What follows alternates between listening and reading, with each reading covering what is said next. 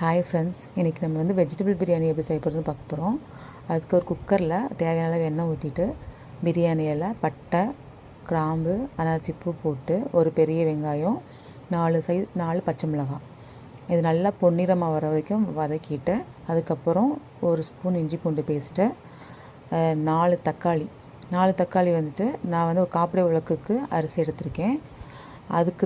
அதுக்கு வந்துட்டு 4 தக்காளி எடுத்திருக்கேன். அப்புறம் தக்காளிக்கு தேவையான அளவு உப்பு போட்டு நல்லா வதக்கிட்டு, 1/2 ஸ்பூன் மிளகாத்தூள், 2 டேபிள் ஸ்பூன் பிரியாணி மசாலா இது நல்லா போட்டு நல்லா பச்சை ஸ்மெல் போகிற வரைக்கும் நல்லா வந்துட்டு வதக்குங்க.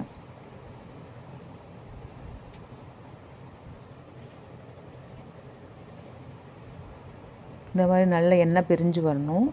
பிரிஞ்சு வந்ததுக்கப்புறம் 2 ஸ்பூன் தயிரையும் போட்டு நல்லா மிக்ஸ் பண்ணுங்கள். மிக்ஸ் பண்ணதுக்கப்புறம் கொத்தமல்லி தழை, அப்புறம் புதினா தழை சேர்த்துக்கோங்க. புதினா தழை இல்லாததுனால நான் கொத்தமல்லி தழை மட்டும் போட்டிருக்கேன். அப்புறம் உங்களுக்கு பிடிச்ச மாதிரி காய்கறிகள், கேரட்டு, பீன்ஸு, பட்டாணி நான் சேர்த்துருக்கேன். இது கூட நீங்கள் மீல் மேக்கர் சேர்த்துக்கலாம். ஒரு சிலர் உருளைக்கிழங்கு கூட சேர்த்துக்குருவாங்க. இதோடைய வந்து சாப்பாட்டுக்கு தேவையான உப்பு போட்டுக்கோங்க.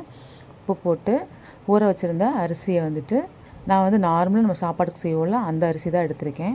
வேறு பாஸ்மதி அரிசியோ வேறு எந்த அரிசியும் நான் எடுத்துக்கல. நான் போட்டுட்டு நல்லா இந்த மசாலாவோட சாதத்தை போட்டு அரிசி போட்டு நல்லா கிளறிட்டு, அதுக்கப்புறம் தண்ணி ஊற்றி குக்கரில் 2 விசில் போட்டு எடுத்துருங்க.